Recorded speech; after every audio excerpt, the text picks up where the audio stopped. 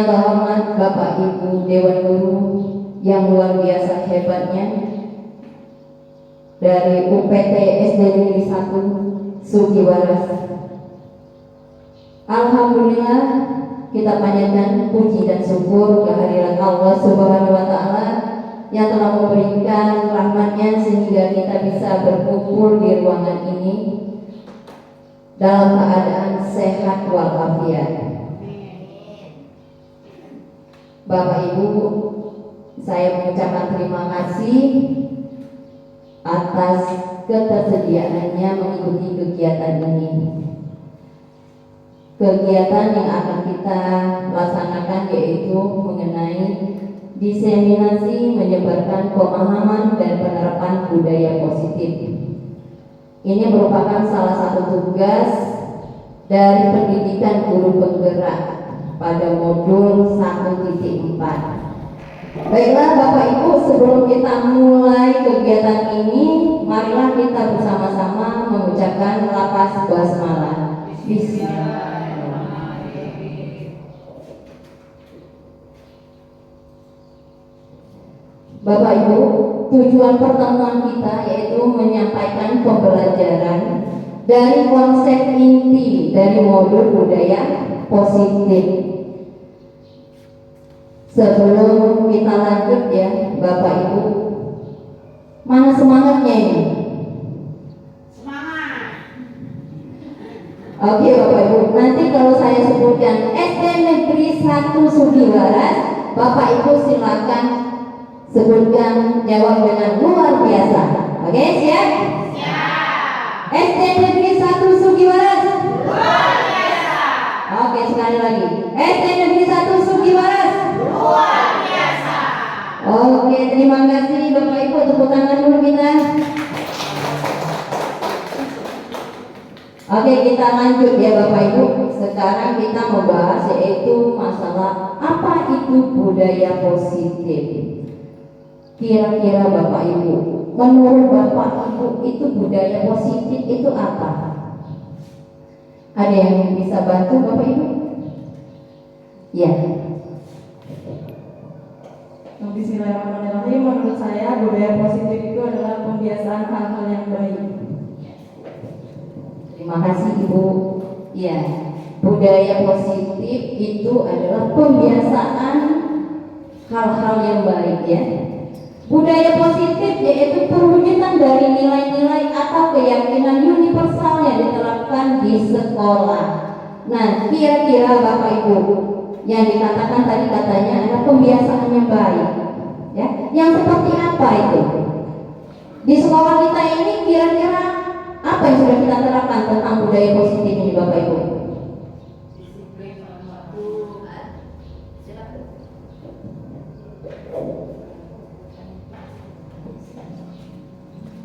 Disiplin waktu, kemudian menerapkan 5S, senyum, salam, sapa, dan santun. Iya, langsung diborong ya. Terima kasih Ibu atas jawabannya ya. Langsung diborong sama Ibu Sarwati tadi ya. Ya benar itu ya.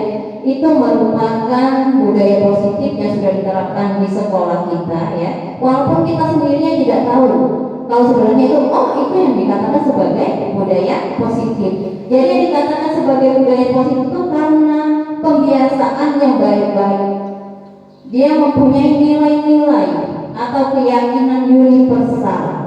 Nah, jadi budaya positif inilah nantinya Bapak Ibu yang bakalan kita kembangkan terhadap anak didik kita.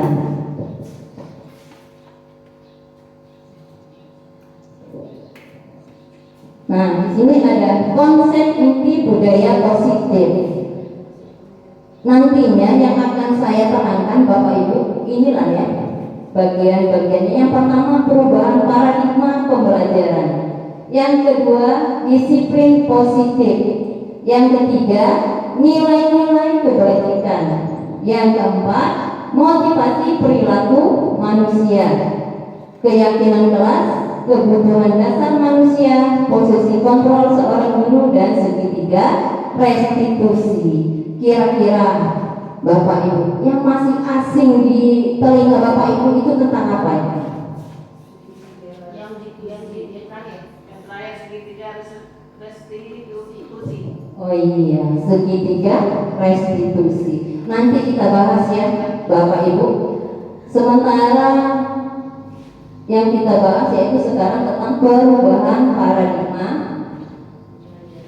pembelajaran.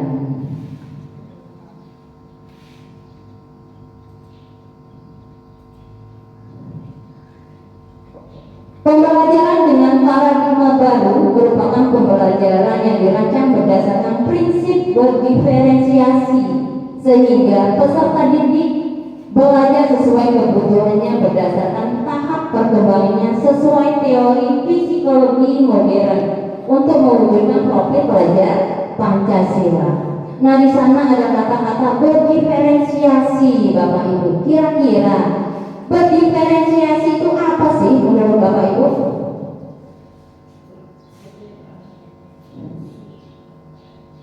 Ayo Bapak Ibu, ada yang bisa bantu? Misiana, oh Ibu Sarwati, silakan.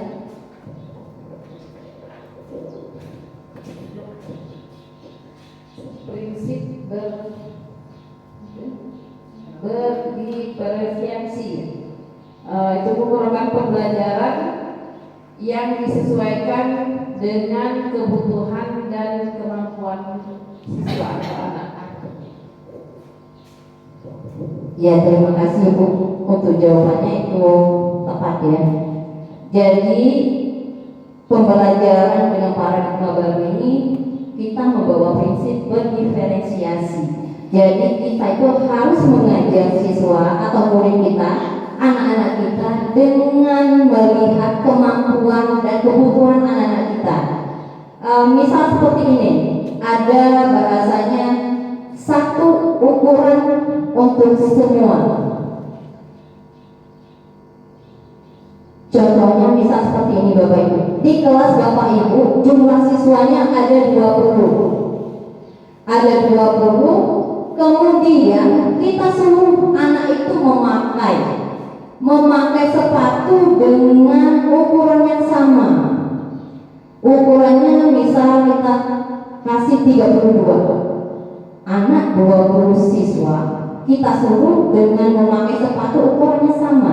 Kira-kira Bapak Ibu, apa yang dirasakan anak itu dengan posisi sebanyak itu kita sama ratakan ukuran sepatu itu sehingga mereka memakainya sekarang. Bisa bantu Bapak Ibu seperti apa kira-kira keadaan siswa itu yang kita ratakan satu ukuran, kita suruh anak dengan jumlah 20 siswa itu memakai semua.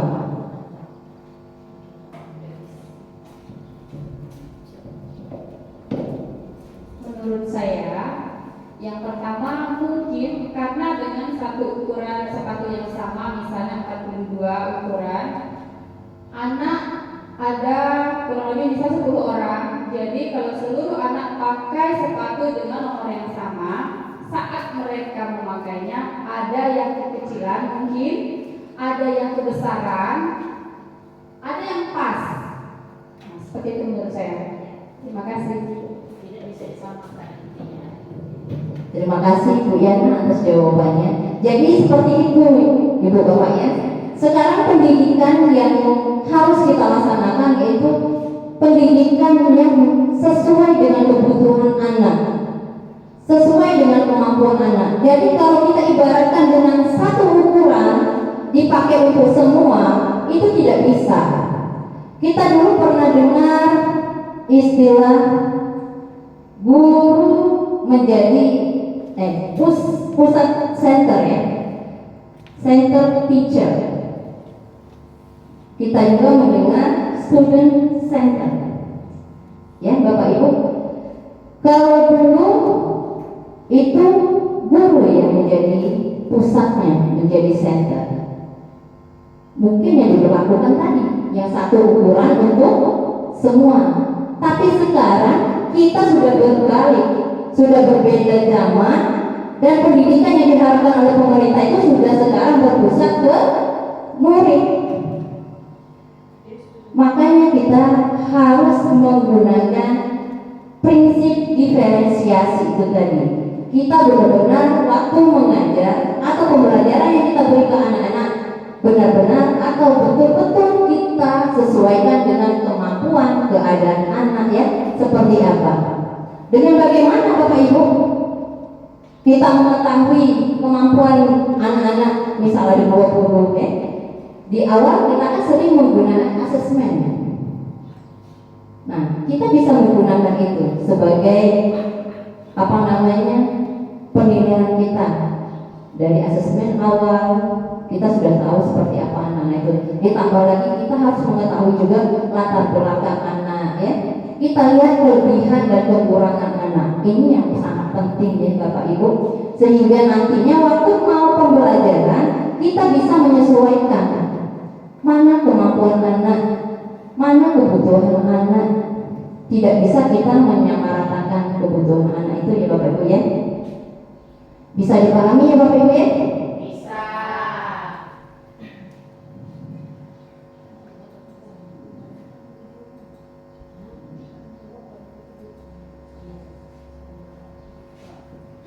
Oke, saya punya game Bapak Ibu. Cobalah buka. Nah, ini Anda dan teman Anda akan melakukan kegiatan cobalah buka. Jadi, Anda adalah A, tugas Anda adalah mengepalkan salah satu tangan Anda. Coba Anda bayangkan bahwa Anda menyimpan sesuatu barang yang berharga ya. Jadi silakan nanti kawannya yang satu berusaha untuk membukanya. Ya. Nanti kawannya yang ingin membuka terserah mau ngiming-ngimingi, mau mengasih sesuatu agar dia membukakan apa namanya genggaman tangannya itu dengan cara kawan itu ya terserah. Nah, sekarang silakan Bapak Ibu cari pasangannya, genggam tangannya, yang mengepalkan tangannya siapa dan yang satunya sebagai pembuka kepala itu. Silakan Bapak Ibu. Ya, boleh ke belakang kalau tidak ada kawannya. Silakan coba dicoba.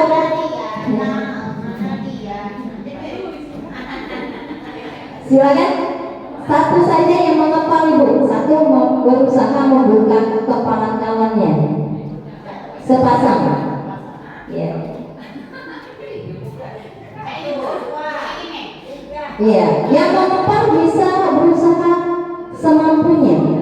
Ya, terserah mau dibuka atau tidak, mau terbuka atau tidak, kita lihat hasilnya.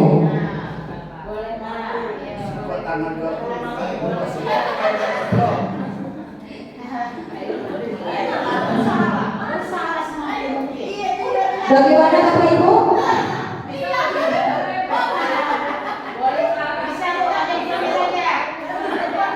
Nah, coba. Apakah Anda membuka kepala tangan Anda? Kawannya tadi tidak terbuka oleh kawannya. Tidak. Kuat tadi ya. Bagus berarti ya.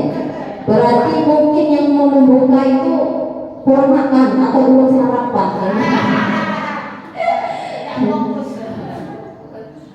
Pertanyaannya kedua, dalam kegiatan ini sesungguhnya siapa yang memegang kendali atau kontrol untuk membuka atau menutup kepala tangan?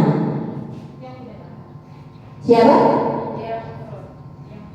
Yang punya tangan, yang punya genggaman, ya. Ya, yang punya tangan atau yang menunjukkan, ya, bukan kawan sebelahnya yang berusaha membuka.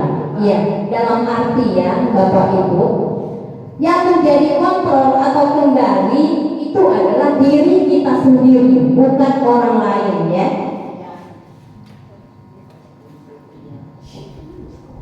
Nah, di sini karena kita membahas masalah kontrol, ya, kita lanjut ke perubahan paradigma teori kontrol yang sebenarnya ini merupakan miskonsepsi. Miskonsepsi ini anggapannya salah ya, Bapak Ibu. Anggapannya salah. Yang pertama, satu, ilusi guru mengontrol murid. Ilusi itu apa, Bapak Ibu? Hayalan. Hayalan, imajinasi ya. Ya, jadi hayalan guru itu dia yang mengontrol murid ya. Guru menganggap bahwa guru bisa mengontrol perilaku murid, padahal yang sebenarnya murid sendirilah yang menentukan apakah dirinya mau atau tidak mau untuk dikontrol. Ya, contoh ini, Bapak Ibu. Misal ada anak kita yang datang terlambat. Hei, Jono, sini kamu. Iya Bu. Kenapa kamu datang terlambat? Maaf Bu, saya kesiangan. Kesiangan. Sekarang kamu dihukum. Lari lapangan 3 kali. Nah, dihukum anak itu. Keesokannya datang anak itu, tidak terlambat. Besoknya datang lagi, tapi terlambat lagi. Dalam artian kontrolnya itu ada pada diri anak sebenarnya. Ya kan Bapak Ibu? Iya. Tergantung anak. Kalau anaknya mau dia tepat waktu, dia tepat waktu, bukan karena gurunya. Selama ini kan kita salah. Kita menganggap bahwa kita yang mengontrol anak, dengan kita anak itu bakalan nurut. Padahal kenyataannya kontrolnya itu berada pada anak itu sendiri. Lanjut yang kedua, ilusi bahwa semua perbuatan positif, efektif, dan bermanfaat. Pada awalnya kemungkinan murid akan patuh, namun dalam jangka waktu tertentu bisa jadi murid menolak penguatan positif tersebut akan butuh ketergantungan pada guru. Misalnya nih ya, Bapak Ibu, di kelas kita biasa mengapresiasi, memberi sesuatu kepada anak-anak. Sama saya juga seperti itu, Bapak Ibu, pernah saya lakukan ya. Nah, misal seperti ini. Ayo anak-anak yang bisa mengerjakan matematika ini dengan tepat dan cepat, Ibu kasih coklat. Nah, cepat anak itu ya. Besoknya dapat ya tadi ya. Besoknya lagi dia berharap dengan prestasi dia itu dia bisa mendapatkan sesuatu yang dijanjikan oleh guru itu tadi. Datang lagi ke sekolah dengan semangat, tapi dia itu sebenarnya sudah ada harapan karena ada janji guru tadi.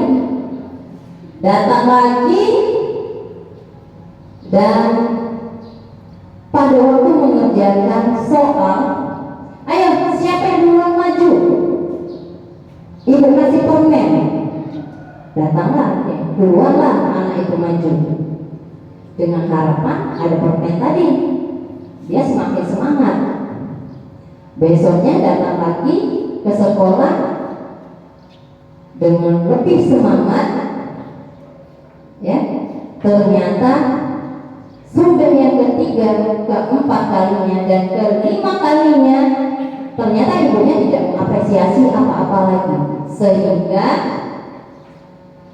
anak tersebut merasa kecewa. Ya, inilah ilusi bahwa penguatan yang dikasih guru itu ternyata salah ya, tidak bermanfaat. Dia sifatnya hanya sementara. Kita menganggap bahwa pemberian hadiah, ya, kita iming-imingi hadiah, kita berikan sesuatu, ternyata itu salah, Ibu, Pak. Ya, kalau kita pernah melakukan itu berarti jangan lagi. Termasuk saya juga pun sudah melakukan itu, seperti itu.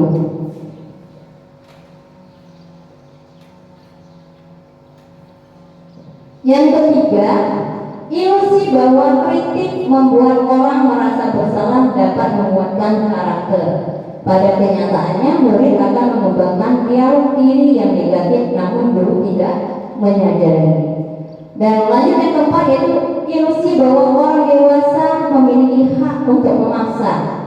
Orang dewasa menganggap dirinya berhak untuk membuat murid melakukan sesuatu, padahal hal ini tidak efektif, bahkan dapat memicu terjadinya perselisihan. Nah, ini yang masalah contoh seperti hukuman tadi ya. Bapak Ibu, kita datang-datang melihat kesalahan anak lalu kita panggil anak tersebut, kita kasih hukuman. Kamu tidak mengerjakan PR, sekarang kamu bersihkan kamar mandi.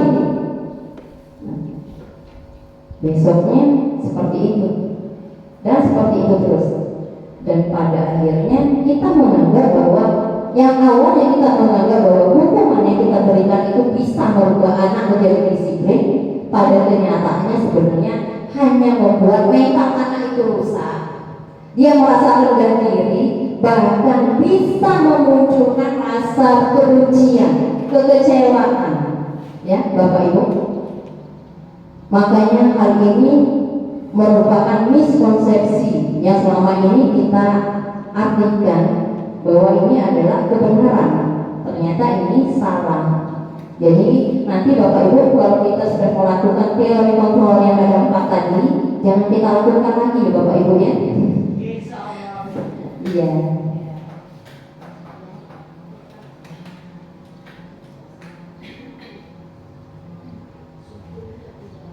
Nah, perubahan paradigma dari stimulus respon kepada teori kontrol.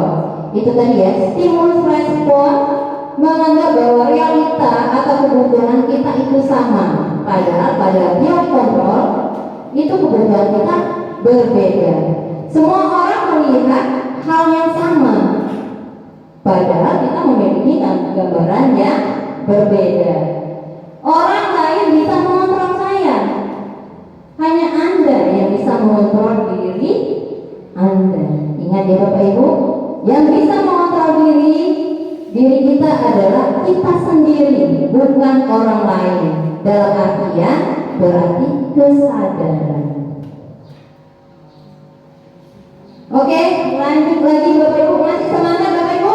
Masih, alhamdulillah. Kalau masih semangat, kita lanjut ke disiplin positif. Nah, kalau tadi kita membahas tentang budaya positif, sekarang kita membahas tentang disiplin positif. Kira-kira Bapak Ibu, kedisiplinan positifnya seperti apa yang sudah kita terapkan di sekolah kita ini Bapak Ibu? Peraturan sekolah. Iya. Ada yang lain Bapak Ibu? Datang tepat waktu, Masuk tepat waktu, pulang tepat waktu, memulai belajar tepat waktu. iya, benar semua. Terima kasih Ibu, luar biasa. Tepuk tangan dulu untuk kita semua. Disiplin positif adalah salah satu cara penerapan disiplin yang bertujuan untuk menumbuhkan kesadaran dan memberdayakan murid untuk melakukan sesuatu tanpa imbalan penghargaan dan hukuman. Jadi disiplin itu benar-benar, disiplin positif itu benar-benar dari kesadaran, bukan dia disiplin karena imbalan, karena penghargaan atau karena hukuman. Ya, Bapak Ibu kalau datang ke sekolah tepat waktu itu karena apa? Karena kewajiban. Kewajiban. Apakah karena ada imbalan atau penghargaan? Ya, Tidak. karena kewajiban tadi. Ada kewajiban dan ada hak seorang guru. Karena adanya tanggung jawab. Dan yang pastinya Bapak Ibu, yang namanya disiplin positif, apapun yang kita lakukan itu berdasarkan kesadaran, bukan karena sesuatu, bukan karena imbalan, bukan karena penghargaan, atau karena takut akan adanya hukuman. Ataupun ujian, gitu ya. Ya. Iya.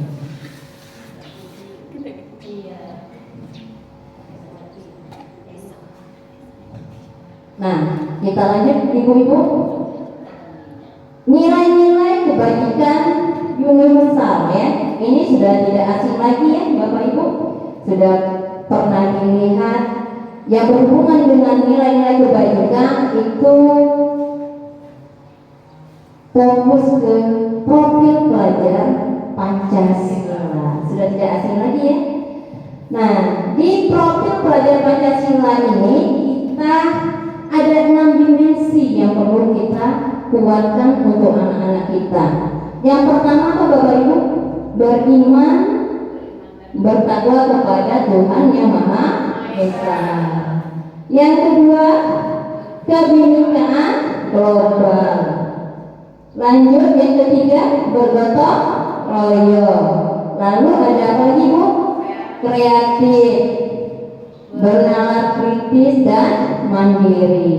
Nah, nilai-nilai kebajikan ini ya yang ada pada profil pelajar Pancasila merupakan dimensi-dimensi yang perlu dan harus kita gunakan untuk mengembangkan anak didik kita sekarang ya Bapak Ibu ya. Kita tidak boleh terlepas dari ini sesuai dengan filosofi Ki Hajar Dewantara. Nah, lanjut Bapak Ibu, motivasi perilaku manusia itu ada yang pertama untuk menghindari hukuman ketidaknyamanan. Yang kedua, untuk mendapatkan imbalan atau penghargaan dari orang lain. Yang ketiga, untuk menjadi orang yang mereka inginkan dan menghargai diri sendiri dengan nilai-nilai mereka yakini. Nah, kira-kira motivasi perilaku seperti apa Bapak Ibu? Apakah Bapak Ibu mau yang nomor 1, nomor 2, atau nomor 3? Nomor 3. Ada yang nomor 1? Tidak. Nomor 2? Tidak. Nomor 3. Iya. Memang seharusnya nomor 3 ini Bapak Ibu ya. Kita memotivasi perilaku itu atas kesadaran sendiri ya, bukan untuk menghindari hukuman atau kita ingin mendapatkan suatu imbalan atau penghargaan ya Bapak Ibu ya. Luar biasa sekali Bapak Ibu siang ini ya. Walaupun belum makan siang, sudah siang, tetap semangat. Nah, Bapak Ibu, kalau tadi kita sudah membahas tentang motivasi, sekarang kita membahas yaitu tentang hukuman, konsekuensi, dan restitusi. Ya Bapak Ibu ya. Nah, hukuman itu sifatnya tidak terencana, tiba-tiba. Murid tidak tahu apa yang akan terjadi, berupa hukuman psikis atau fisik ya. Ini seperti contoh yang tadi yang kita contohkan kepada anak yang terlambat. Itu sebenarnya hukuman itu tidak terencana. Kenapa datang terlambat? Kenapa tidak mengerjakan PR? Kamu kalau tidak mengerjakan PR, lari lapangan 3 kali. Kamu kalau datang terlambat, bersihkan kamar mandi. Kamu kalau datang terlambat, jongkok 10 kali. Itu merupakan hukuman, tapi hukumannya bisa berganti-ganti karena dia tidak ada rencana, dia tiba-tiba. Hukuman itu bisa berubah-ubah karena tidak terencana. Dia melibatkan hukuman psikis, artinya fisiknya, ya, selalu berhubungan dengan fisik. Sedangkan konsekuensi itu terencana, disepakati sesuai dengan peraturan murid. Nah, contohnya ini karena perbandingan ya Bapak Ibu, saya bedakan sedikit contoh. Misal seperti ini, di kelas Bapak Ibu ada anak yang menumpahkan minuman di atas meja. Setelah itu datang guru, kenapa nak? Tumpah Bu. Oh, silakan dilakukan. Nah, itu bagian di konsekuensi ya. Sedangkan kalau hukuman, ini saya balik lagi ya Bapak Ibu ya. Di hukuman tentang minuman yang tumpah tadi. Kenapa itu nak? Tidak sengaja Bu, kesenggol tumpah. Kamu pel itu, sekalian kamu pel satu ruangan ini. Nah, itu hukuman. Sedangkan kalau konsekuensi, begitu dia menumpahkan botol itu, Ibu itu anak itu hanya mengelak di bagian yang tempat rasanya tempat minuman tadi. Nah, sedangkan yang restitusi yaitu proses menciptakan kondisi bagi murid untuk memperbaiki kesalahan. Proses kolaboratif yang mengajarkan murid untuk mencari solusi sendiri. Nah, restitusi ini sifatnya kita mencari solusi, anak itu mencari solusi sendiri dari kesalahannya.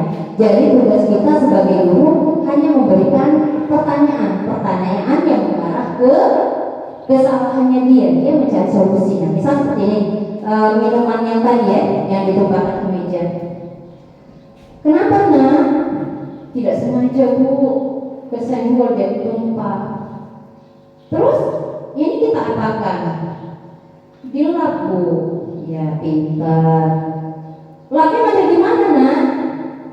Di belakang bu. Oh ya silakan nak. Nah, bedanya antara hukuman, konsekuensi dan restitusi. Jadi restitusi itu kita tidak menggunakan hukuman, kita juga tidak menggunakan konsekuensi. Tetapi restitusi itu kita mengajak anak menemukan solusi dari masalahnya sendiri dengan tujuan agar anak itu bisa bertanggung jawab dan dia menyadari kesalahan dia. Ya, Bapak Ibu, kira-kira selama ini sejauh ini Bapak Ibu sudah menerapkan apa? Hukuman, konsekuensi atau restitusi?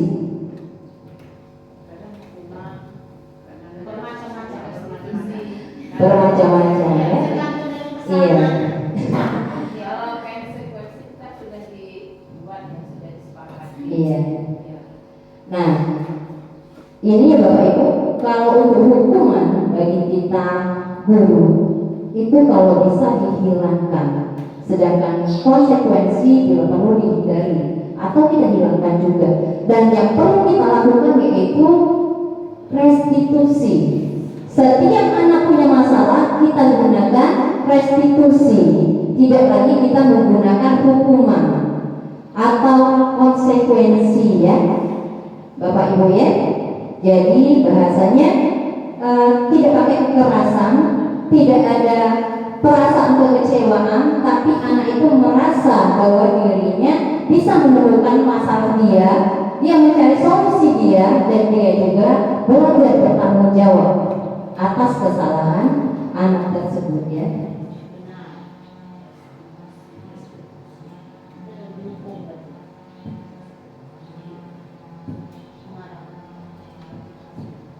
Nah, di sini ada perbedaan hukuman, konsekuensi dan restitusi ya Bapak Ibu ya. Hukuman itu merupakan sesuatu yang menyakitkan. Korban mendapatkan keadilan perilaku pasif agresif, tidak nyaman untuk murid atau anak, jangka waktu panjang untuk ibu-ibu ya, bapak-bapak ya. Jadi inilah bila perlu, kenapa harus kita hilangkan atau kita hapuskan cara kita menyelesaikan masalah ketika bertemu dengan anak yang bermasalah.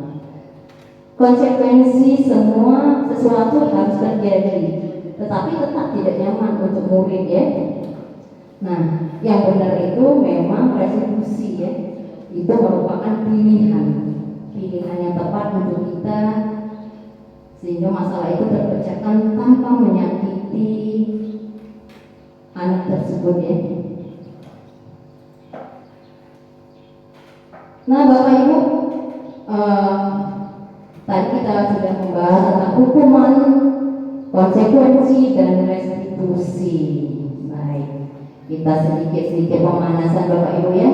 Sekarang itu ada pertanyaan, kira-kira dia termasuk hukuman atau konsekuensi ya Bapak Ibu ya. Soal yang pertama, lari keliling lapangan basket 2 kali karena terlambat datang sekolah. Kira-kira itu hukuman atau konsekuensi? Hukuman. Oke, simpan dulu jawabannya ya Ibu. Yang kedua, membersihkan coretan yang dibuatnya di meja tulis. Apa Ibu? Konsekuensi. Konsekuensi. konsekuensi. Coba kita lihat jawabannya benar atau salah. Iya benar ya. Paham ternyata ibu bapaknya, tepuk tangan dulu. Iya. Lanjut pertanyaan ketiga. Bertelanjang kaki sepanjang hari karena tidak memakai sepatu hitam. Kira-kira hukuman atau konsekuensi? Yakin hukuman? Yakin. Oke, simpan dulu. Pertanyaan yang keempat. Waktu istirahat dipotong 10 menit karena terlambat datang dan tertinggal pelajaran 10 menit. Kira-kira hukuman atau konsekuensi? Konsekuensi. Coba kita buka jawabannya. Benar? Ore, apa telah buat Bapak Ibu guru ini? Hebat-hebat semua ya, walaupun sudah siang masih luar biasa ini. Luar biasa. Nah, sekarang kita beralih ke dihukum oleh penghargaan. Pernah tahu hal ini Bapak Ibu? Seperti apa dulu kasih penghargaan? Misal, ya, sudah kebayang tapi ya, tapi masih awang-awang merawat, masih sama-sama ya. Jadi misal seperti ini Bapak Ibu, ketika kita di kelas ada anak yang berprestasi, ingat kita setiap bagi rapor kita buat anak itu peringkat 1, 2, 3, kita kasih hadiah. Ya Bapak Ibu ya, benar tidak? Benar tidak? Nah, ternyata itu salah karena mereka yang diberi, yang mendapat penghargaan, sebenarnya mereka itu dihukum karena dia berprestasinya hanya mengandalkan penghargaan itu, hanya mengharapkan sesuatu. Ya Bapak Ibu ya. Dan pengaruhnya itu bersifat jangka pendek.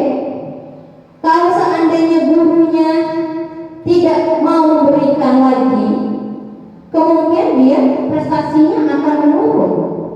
Dia tidak akan meningkatkan prestasinya atau mempertahankan prestasinya, karena yang dikejar selama ini adalah penghargaan, bukan karena dari dalam diri dia, bukan kesadaran dia.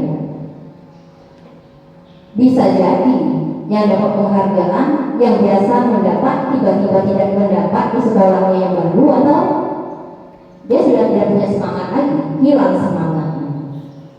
Pernah kita di kurikulum 13 kemarin Bapak Ibu, kita disuruh untuk tidak lagi memberikan peringkat, ya.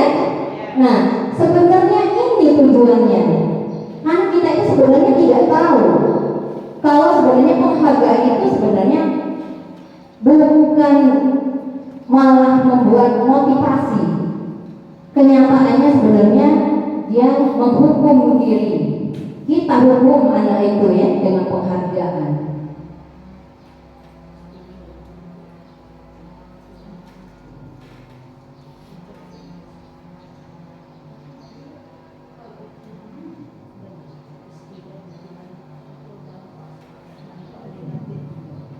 Setuju tadi Bapak Ibu ya, bahwa penghargaan itu merupakan hukuman, dan juga memberikan seseorang penghargaan untuk melakukan sesuatu, maka kita terus menerus memberikan penghargaan itu jika kita ingin orang tersebut meneruskan perilaku yang kita inginkan.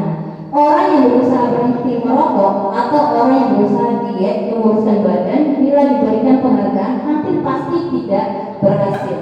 Ini jangka penghargaannya tidak efektif ya Bapak Ibu ya. Itu kita contohkan seperti orang yang mau diet atau orang yang mau berhenti merokok ya Bapak ya. Nah, misal yang mau ibu-ibu nih yang mau diet misal, ayo diet, nanti yang diet kalau timbangannya sudah berhasil turun 10 kilo, saya traktir makan. Begitu berhasil dia traktir makan, besoknya lupa lagi, hilang lagi, ya.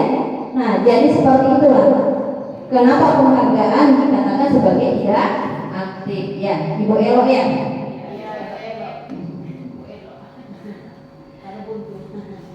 Kemudian penghargaan merusak hubungan ya.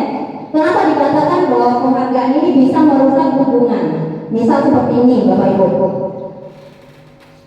ada anak kita yang peringkat, kita kasih penghargaan, dan yang lain itu tidak. Pastinya Bapak Ibu ada kecemburuan, ada rasa di hati anak itu, sudahlah, yang pintar itulah. Kecil hati ya. Iya, dia selalu berkecil hati dan semakin rendah diri. Bukan menjadi patokan karena apa? Karena dia melihat yang dihargai orangnya itu saja. Dia merasa tidak dihargai oleh guru tersebut kan? Makanya dia menyepelekan jadinya. Sudah paling yang dapat si Anu, si A, si B. Sudahlah, untuk apa? Memang saya ini bodoh benar. Sudah baca, sudah belajar, sudah menghafal kalian, tetap saja saya ini memang dasar bodoh saya ini. Nah, jadi alhasil anak itu rendah diri. Ya Bapak Ibu ya. Jadi itu kenapa kita sebagai guru tidak boleh lagi menggunakan penghargaan terhadap prestasi anak.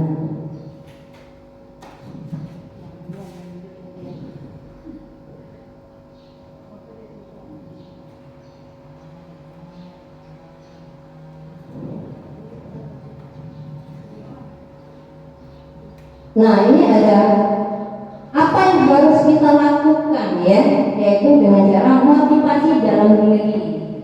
Saat seorang anak belajar untuk pertama kali menggabungkan huruf dan kata serta menyadari bahwa dia dapat membaca timbul, pijar di matanya dan sebuah senyuman di wajahnya, anak tersebut begitu gembira bahwa ia telah mempelajari dan menguasai suatu keterampilan baru.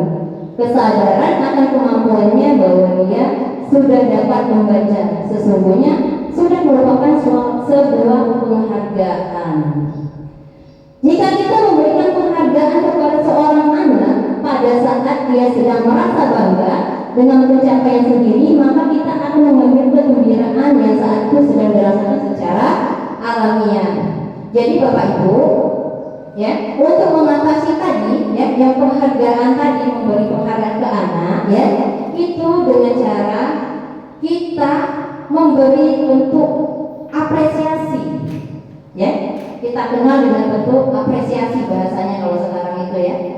Boleh kita beri pengakuan kepada anak itu, tapi misalnya dapat ranking 1, 2, 3 dan seterusnya, kita panggil satu-satu, kita bawa ke ruangan, jangan di depan teman-temannya yang lain.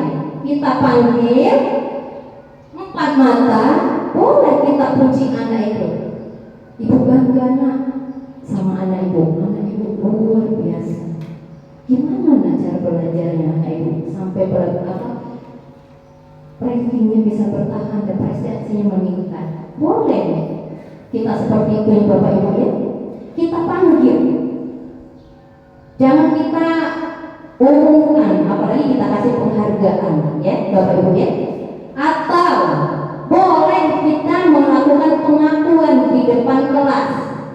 Tetapi untuk semuanya jangan kita sebutkan. Misal seperti ini, anak-anak semester ini ibu bangga dengan anak-anak ibu, prestasinya luar biasa, semua meningkat nak.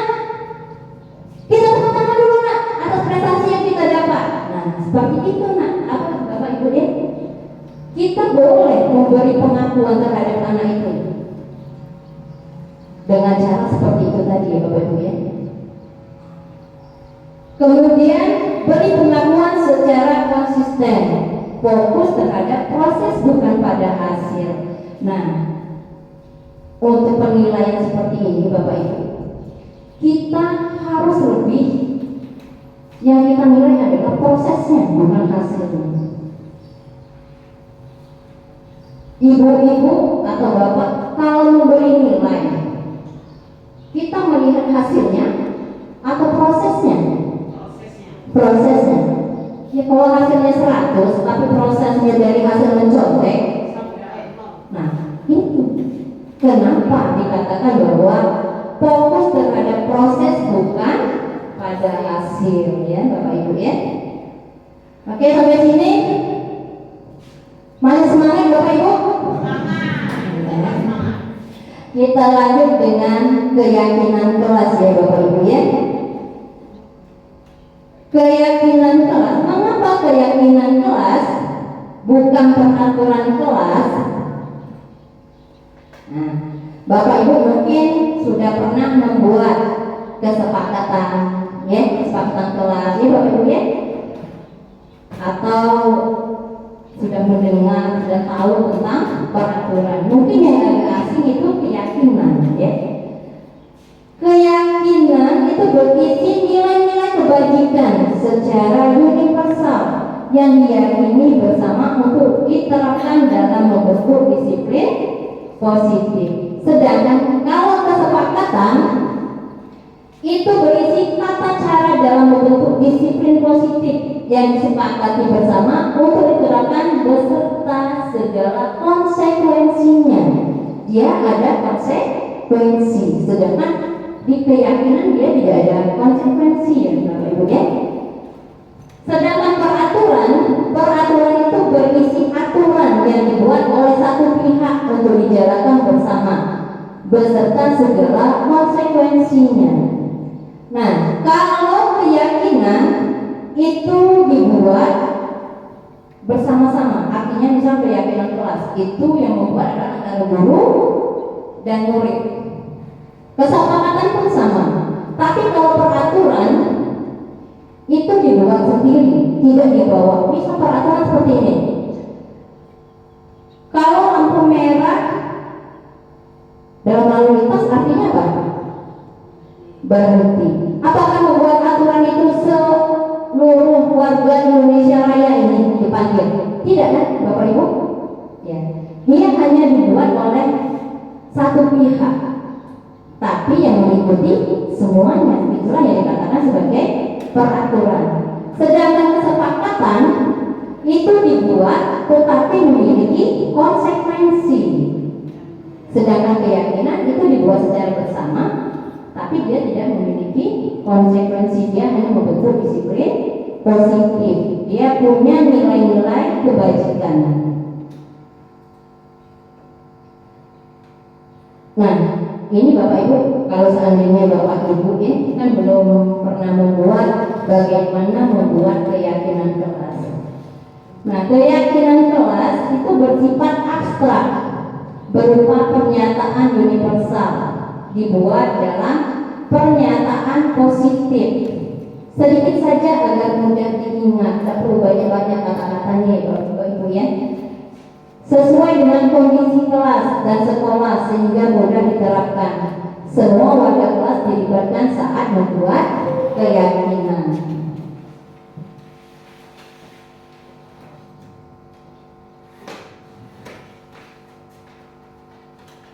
Tinjau ulang keyakinan sekolah atau kelas secara bersama-sama. Sebaiknya keyakinan sekolah atau kelas tidak terlalu banyak, bisa berkisar antara 3 sampai 7 prinsip keyakinan. Menandatangani keyakinan sekolah atau kelas tersebut termasuk guru dan semua warga murid. Keyakinan sekolah atau kelas selanjutnya bisa diletakkan di dinding kelas atau di tempat yang pantas ya, atau mudah dilihat oleh semua warga kelas.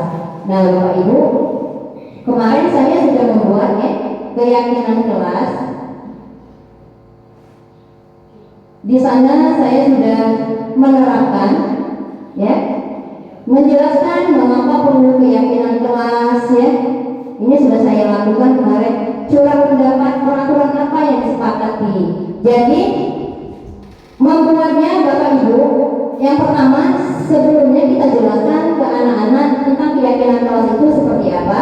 kemudian surat pendapat, peraturan apa yang perlu disepakati, sehingga kita serahkan ke anak-anak tanpa kita batasi. Mereka membuat, mengumpulkan apa pendapat mereka, kita jadikan satu. Kalau saya kemarin itu membuatnya pakai apa namanya sticky note ya, yang kertas yang kecil-kecil itu ya Pak Ibu ya. Nah, setelah itu, setelah anaknya menempel semua, kita biarkan dulu. Nah, dalam keyakinan kelas, bedanya dengan kesepakatan kelas ya Bapak Ibu, dia tidak menggunakan kata negatif, yaitu tidak dan bukan. Nah, nantinya kita pilah-pilah, kita pilih-pilih ya. Setelah kita rubah, yang ketiga kita ubah, misal seperti ini yang mengandung kata negatif. Tidak boleh membuang sampah sembarangan. Ada kata tidak boleh, berarti itu mengandung kalimat negatif. Kita ubah ke dalam positif, membuang sampah pada tempatnya. Contoh yang lain, tidak boleh datang terlambat. Kita ubah kalau kita membuat keyakinan kelas, yaitu datang tepat waktu. Paham ya Bapak Ibu ya? Nah, nanti setelah apa namanya keyakinan kelas itu dibuat, kita pilih-pilih juga dia termasuk nilai yang mana, nilai kebajikan yang mana.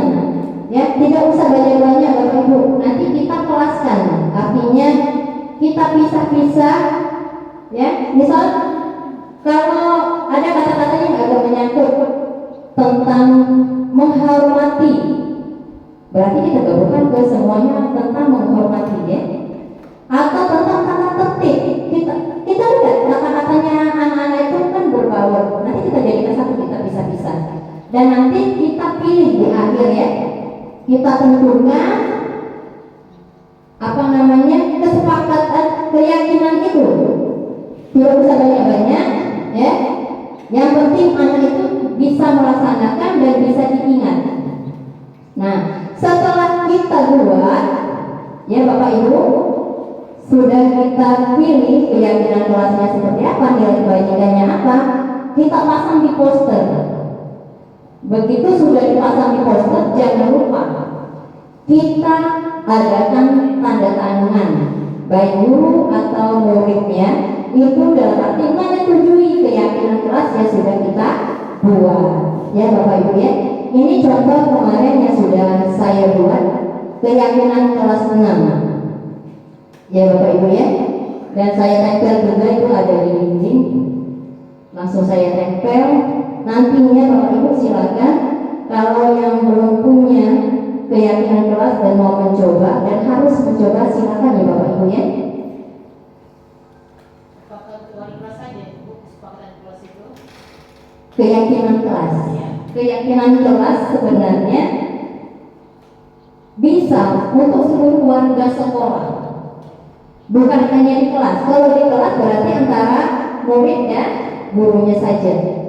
Kita juga bisa membuat antara kita dengan kepala sekolah, atau seluruh warga sekolah kita buat satu keyakinan sekolah. Bisa kita buat ya Ibu ya. Oke, lanjut.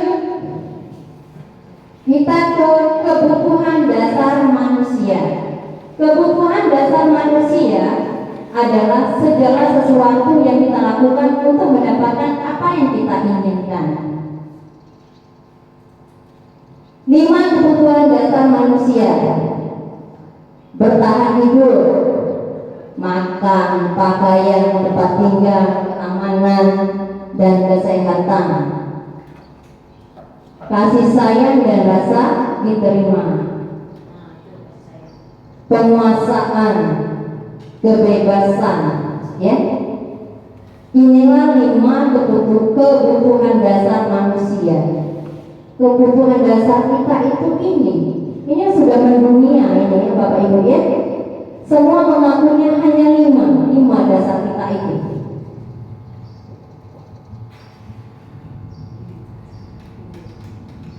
Nah, lanjut lagi Bapak Ibu ke posisi 5 kontrol guru. Itu ada penghukum, pembuat merasa bersalah, atau sebagai teman, sebagai pemantau, sebagai manajer.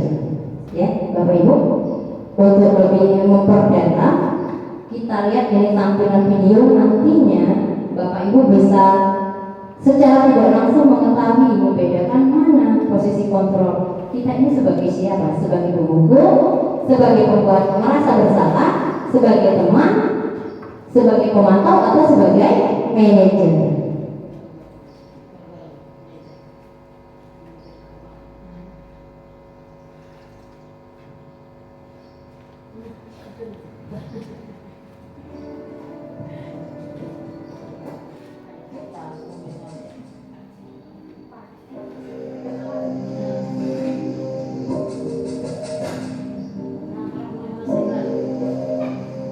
Naren, sini kamu. Selamat pagi Bu. Selalu terlambat. Kamu deh, pasti terlambat. Maaf Bu, saya Apa? Apa coba? Alasan kamu apa lagi? eh, Kapan sih kamu tidak terlambat? Malas sekali ya kamu jadi anak. saya Dasar pemalas. Gak kapok-kapok sih kamu. Sudah berapa kali terlambat? Sana, kamu keliling lapangan basket 2 kali. kenapa saya harus keliling lapangan basket Bu? Kenapa? Kamu melawan ibu. Berani-beraninya jawab. Sudah terlambat, masih berani jawab pula. Sekarang, keliling lapangan basket 5 kali sekalian. Biar kapok. Cepat. Pergi sana ke lapangan basket.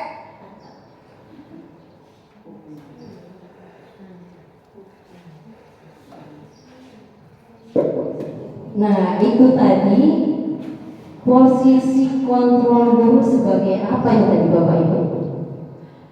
Sebagai penghukum, ya. Dia melibatkan psikis, artinya tubuh dia sudah terluka, sudah lelah, sakit, ditambah lagi mentalnya. Ya, Bapak Ibu ya. Nanti diperhatikan kita kira-kira seperti apa ini kontrol kita ya. Kita lanjut video yang berikutnya.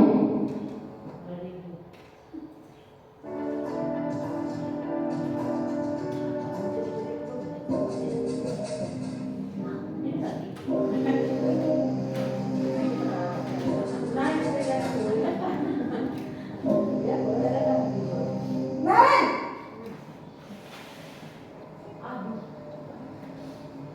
Selamat pagi Bu.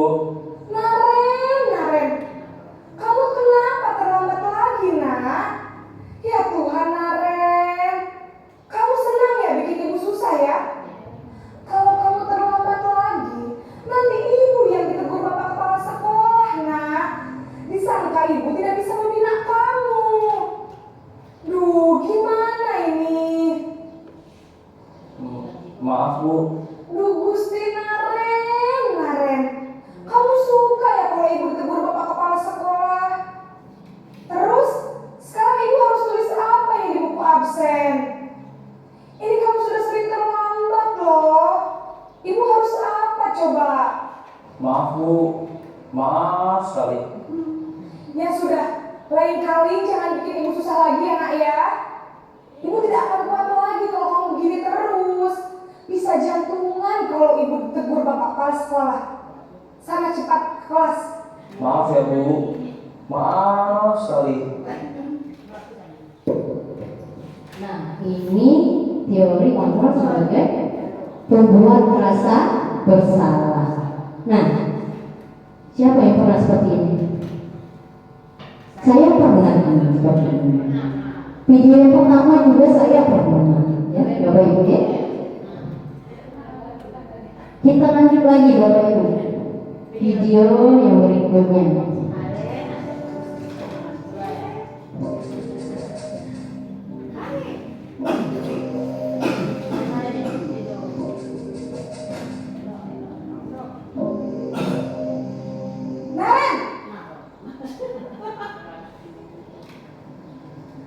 Selamat pagi Bu.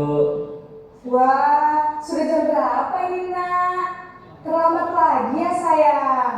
Iya Bu, habis ibu saya lupa bangunkan saya Bu.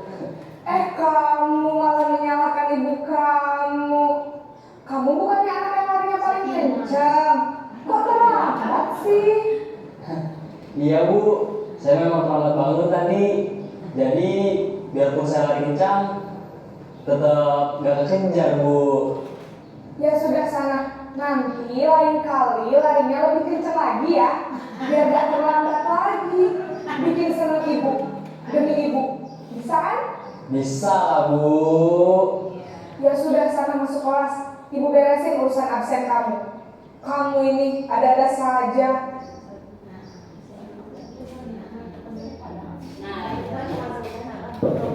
Nah, yang tadi posisi kontrol sebagai apa nih? Ibu-ibu, bapak-bapak, sebagai teman. Tapi kalau sebagai teman ini kadang tidak konsisten ya bapak ibu ya. Terus juga kita kalau sudah akrab, biasanya anak-anak itu hilang rasa hormatnya ya sama kita ya bapak ibu ya. Nah, sekarang kita perhatikan video berikutnya. Silakan nanti bapak ibu simpulkan maunya seperti apa nanti kita di posisi kontrol yang seperti apa ya bapak ibu ya. Kita lanjut lagi.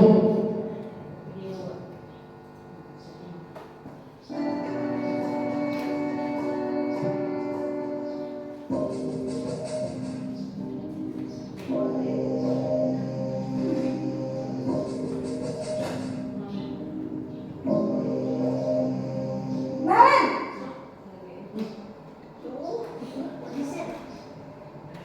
Selamat pagi Bu.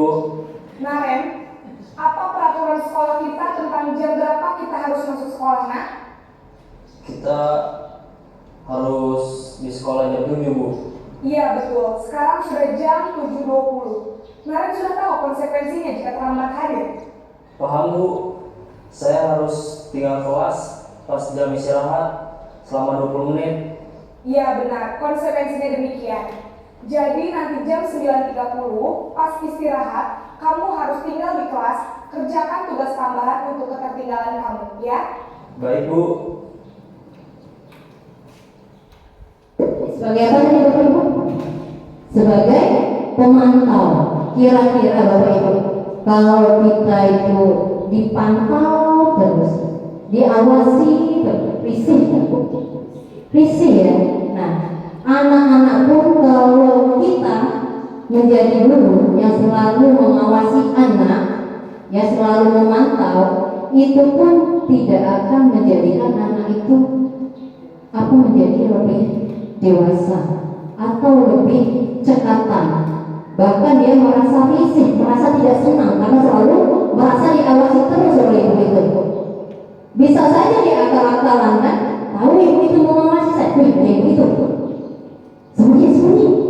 Bisa jadi dia berbagai cara bisa menghindari si pemantau itu tadi, si ibu guru itu tadi, ya. Kita lanjut lagi bapak ibu video yang berikutnya.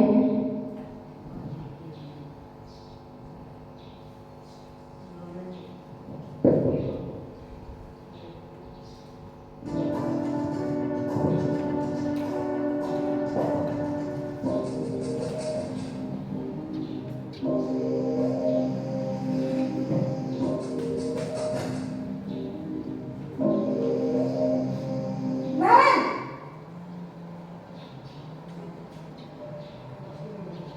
Selamat pagi Bu. selamat pagi Naren.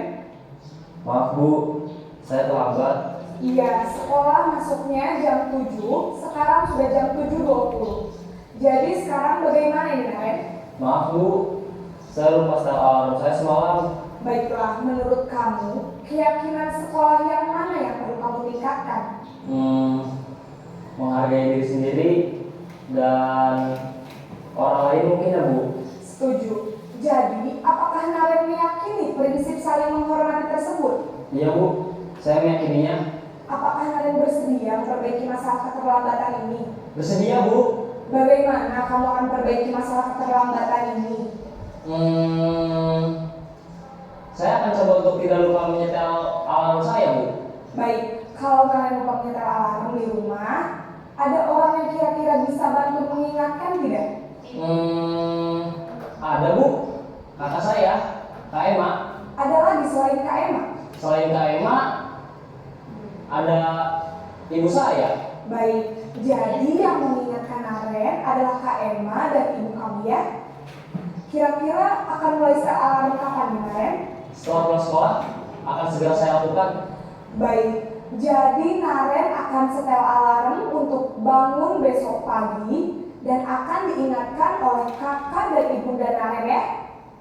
Ada lagi yang mungkin perlu dilakukan Naren agar tidak terlambat bangun lagi? Tidak ada Bu. Baik Naren, terima kasih untuk kerjasama kamu. Sekarang kamu perlu kembali ke kelas untuk belajar. Baik Bu, terima kasih. Nah, yang video terakhir ini dia posisi kontrol gurunya sebagai manajer. Kira-kira Bapak Ibu mau pilih posisi yang seperti apa? Manajer. Insya Allah kita bisa semua ya Bapak Ibu ya. Iya, dia hanya memberikan pertanyaan-pertanyaan. Biarlah anak itu mencari solusinya sendiri, mencari jawaban dari masalahnya sendiri. Sehingga kita tidak perlu lagi melakukan hukuman, mengadakan konsekuensi. Kita usahakan, kita sama-sama berusaha menjadi manajer, kontrol manajer ya Bapak Ibu ya.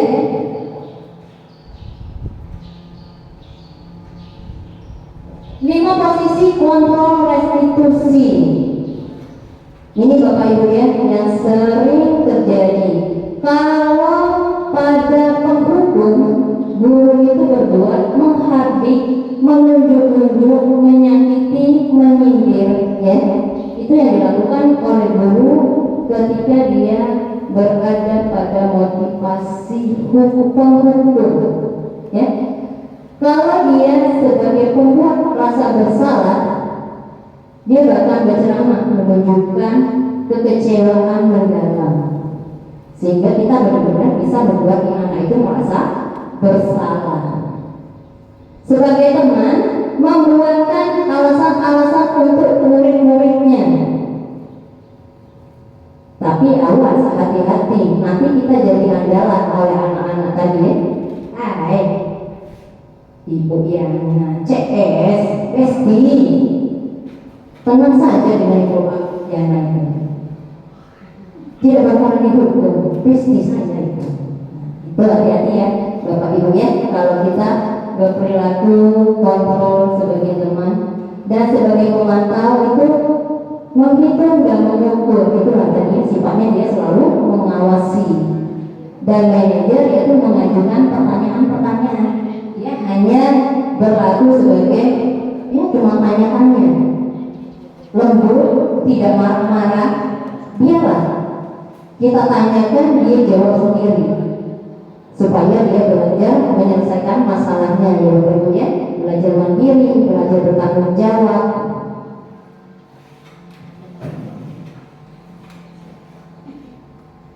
Lanjut ke posisi kontrol. Posisi kontrol apakah kamu?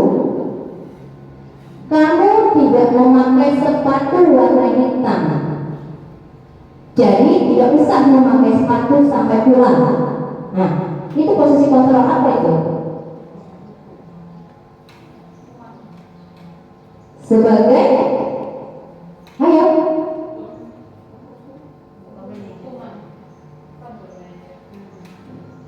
apa Bapak Ibu jawabannya? Sebagai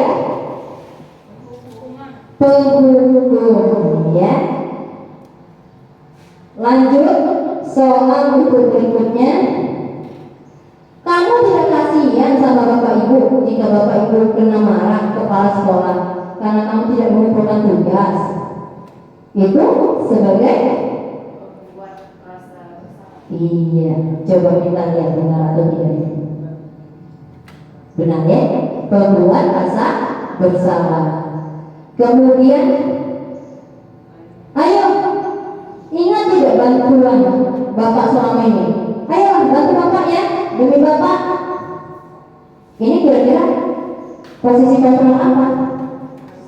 Teman, ya. Lanjut lagi. Apa peraturan yang ada di sekolah kita? Kamu tahu konsekuensinya apa? Itu kira-kira sebagai kontrol apa? Sebagai pemantau, ya. Satu lagi pertanyaannya Bapak Ibu, kalau bisa menjawab berarti memang sudah paham ini Bapak Ibu, ya. Apa yang kita yakini? Ingat saat kita membuat keyakinan kelas, apakah kamu meyakininya? Itu posisi kontrol apa itu Bapak Ibu?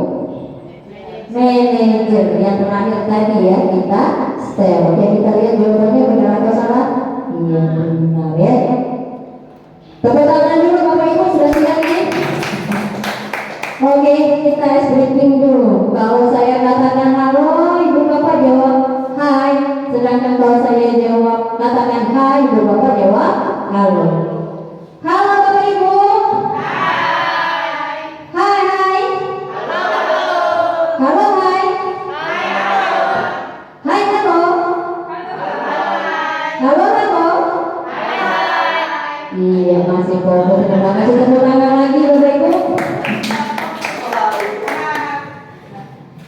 Oke, kita lanjut ke segitiga restitusi. Nah, ini tadi yang ditanya oleh Bapak Ibu ya, yang masih merasa asing.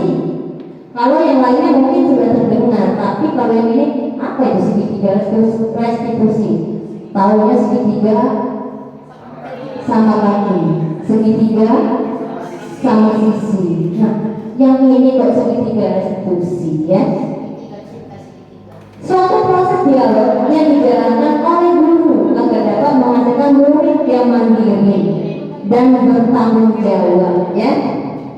Nah, di segitiga restitusi itu terbagi menjadi ada 3. Yang pertama, menstabilkan identitas, ya. Pada tahap ini guru berperan mengubah identitas murid dari seorang yang gagal menjadi seorang yang akan belajar dari kesalahannya. Guru dapat berkata pada murid, membuat kesalahan adalah hal yang wajar. Manusia tidak ada yang sempurna. Ini kata-kata kita ya untuk ke anak-anak itu fungsinya untuk menstabilkan identitas. Selain menstabilkan identitas, yang kedua yaitu validasi tindakan yang salah. Pada tahap ini, guru mengubah pandangan dari stimulus respon menuju pada cara berpikir proaktif yang mengenali setiap tujuan dari tindakan. Guru berkata pada murid, kamu bisa saja lebih gegabah dari yang telah kamu lakukan, tapi kamu memilih untuk tidak melakukannya. Kamu melakukan kesalahan bukan tanpa alasan. Kamu melakukan hal tersebut karena sesuatu yang penting bagimu. Dan yang terakhir, menanyakan keyakinan. Pada tahap ini, guru menggali nilai keyakinan yang dipercaya oleh murid dan memunculkan motivasi intrinsik dalam diri murid untuk menjadi pribadi yang lebih baik. Guru dapat bertanya pada murid, apa yang kita yakini sebagai keyakinan kelas? Seperti apa kelas ideal bagi kamu? Nilai apa yang kita sepakati? Nah, namanya segitiga restitusi, sehingga dia hanya ada 3. Yang pertama tadi menstabilkan identitas, validasi tindakan yang salah, dan ketiga menanyakan keyakinan. Ini adalah cara kita menyelesaikan masalah terhadap anak-anak ya Bapak Ibu ya. Nah, ada yang mau bantu? Ini saya kemarin sudah membuat sebuah penerapan segitiga restitusi. Ya, kasusnya mendorong teman di lapangan. Bisa ada yang mau membantu membacakan dialognya? Ibu Elok.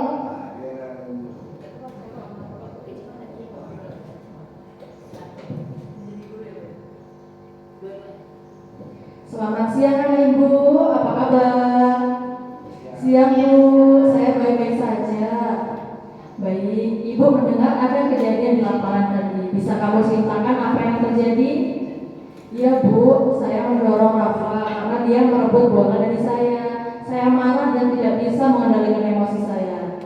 Terima kasih nak, kamu sudah jujur. Apa yang kamu rasakan saat itu? Saya merasa sangat marah dan frustasi karena Rafa tidak mau berbagi bola. Baik, Ibu mengerti, rasa marah itu hal yang wajar. Tapi yang penting adalah bagaimana kita mengendalikannya. Apakah kamu merasa tindakan mendorong Rafa itu benar? Tidak Bu, saya tahu itu salah dan tidak seharusnya saya lakukan. Nah, sekarang coba kita pikirkan, tindakan kamu marah sampai mendorong Rafa itu apakah sudah sesuai dengan keyakinan kelas kita? Tidak Bu.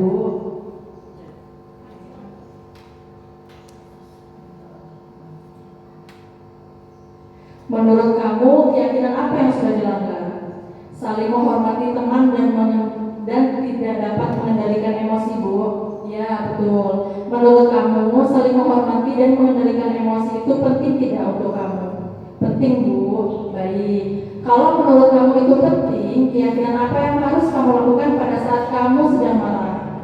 Harus lebih sabar Bu dan bisa menahan emosi. Ibu senang kamu menyadari itu. Semua orang bisa membuat kesalahan. Yang penting adalah kita belajar dari kesalahan tersebut. Apa yang bisa kamu lakukan ke depannya agar hal ini tidak terulang lagi? Mungkin saya bisa lebih sabar dan mencoba berbicara dengan teman saya daripada langsung marah. Saya juga bisa meminta bantuan guru jika merasa tidak bisa mengendalikan emosi saya. Ya, itu adalah ide yang bagus, nak. Bagaimana kalau sekarang kamu meminta maaf kepada Rafa dan berusaha untuk bermain lebih adil di masa depan? Baik Bu, saya akan minta maaf kepada Rafa dan berusaha lebih baik lagi. Terima kasih nak, Ibu yakin kamu bisa melakukannya. Sekarang silakan kembali ke kelas. Terima kasih Bu, sama-sama. Terima kasih Bu Ella. Suaranya merdu sekali ya, elok sekali suaranya, sama seperti orangnya.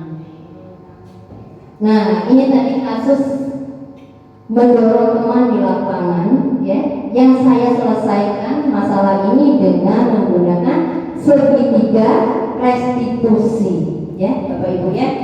Nah, coba dari percakapan guru dan murid ini tadi, kira-kira Bapak Ibu yang merupakan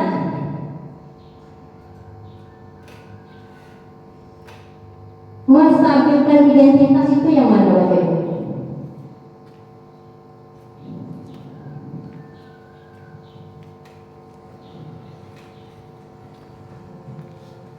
Kelihatan? Yang menstabilkan identitas. Apa yang kamu rasakan saat Iya. Apa yang kamu rasakan saat itu? Ya. Setelah itu validasi tindakan. apakah kamu pikirkan? Apakah kamu merasa tidak mendorong apa itu benar? Iya. Ini ya, validasi tindakannya. Apakah kamu merasa tindakan mendorong Rafa itu benar? Nah, di situ ada kata-katanya atau kalimatnya ya, yang merupakan validasi tindakan. Yang ketiga, yang mana itu? Menanyakan keyakinan. Keyakinan apa yang sudah kamu langgar? Ya, itu tadi ya, Bapak Ibu ya. Segitiga restitusi, cara kita menyelesaikan masalah menggunakan segitiga restitusi dengan bertanya, tidak menggunakan hukuman ya Bapak Ibu ya. Ini kemarin contohnya saya membuat video tentang segitiga restitusi.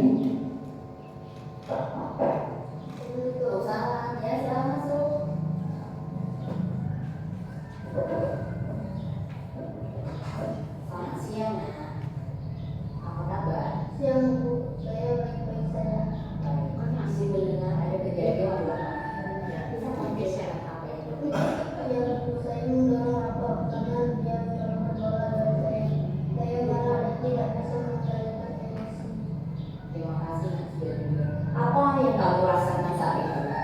Saya merasa sangat malas dan frustasi karena Rafi tidak mau berbagi orang.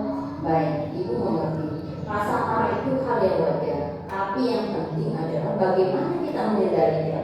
Apakah kamu merasa tindakan mendorong Rafa itu benar? Tidak, saya tahu itu salah dan tidak seharusnya saya lakukan.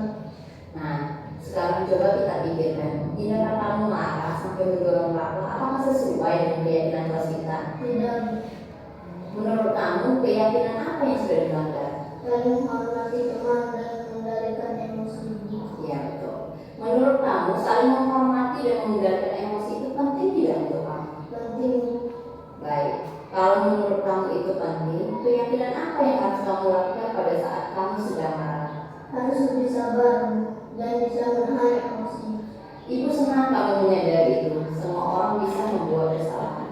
Yang penting adalah kita belajar dari kesalahan tersebut. Apa yang kamu lakukan ke depannya agar hal ini tidak terulang lagi? Mungkin saya bisa lebih sabar dan mencoba berbicara dengan teman saya daripada rasa marah. Saya juga bisa meminta bantuan guru jika merasa tidak bisa mengendalikan emosi. Itu adalah ide yang bagus. Bagaimana kalau sekarang kamu meminta maaf kepada Rafa dan berusaha untuk bermain lebih adil di masa depan? Baik, saya akan minta maaf kepada Rafa dan berusaha lebih baik lagi. Terima kasih nak. Ibu yakin kamu bisa melakukannya. Sekarang silakan kembali ke kelas. Terima kasih. Sama-sama. Assalamualaikum. Waalaikumsalam. Nah, itu tadi ya, Bapak Ibu. Contoh kemarin saya menyelesaikan kasus dengan menggunakan restitusi. Jadi anak itu kita panggil ke ruangan, cukup 4 mata, kita gunakan segitiga restitusi tadi, sehingga apa yang diharapkan pemerintah, bagaimana seharusnya kita pada waktu berhadapan dengan anak yang bermasalah itu berjalan sesuai dengan keinginan ya, sesuai dengan profil pelajar Pancasila. Dan pembelajaran yang sudah saya dapatkan, saya transfer ke Bapak Ibu dengan harapan kita sama-sama bisa menerapkannya di sekolah kita ini ya Bapak Ibu ya. Kita sama-sama berusaha. Oke, dengan berakhirnya video contoh restitusi tadi, maka kegiatan pembelajaran pada hari ini, pemateri dari saya itu sudah selesai. Nah, dalam penerapan disiplin positif, hendaknya seorang guru dapat memiliki standar kepribadian profesional dan sosial yang baik, di mana guru mampu merefleksi dirinya dalam posisi kontrol saat ini, bagaimana perjalanan dirinya sebagai among yang menuntun murid-murid menjadi manusia yang mandiri, merdeka, dan bertanggung jawab. Inilah harapan kita semua ya Bapak Ibu ya. Oke Bapak Ibu, karena sudah siang dan ini merupakan materi terakhir dan sudah penutup ya, saya ucapkan terima kasih kepada Bapak Ibu yang sudah meluangkan waktunya untuk mendengar sharing saya, transfer ilmu saya. Mudah-mudahan bermanfaat barokah buat kita semuanya dan bisa kita terapkan di sekolah kita nantinya. Amin. Saya mohon maaf jika ada kesalahan dan saya mengucapkan terima kasih. Saya akhiri, wabillahi taufiq wal hidayah. Wassalamualaikum warahmatullahi wabarakatuh.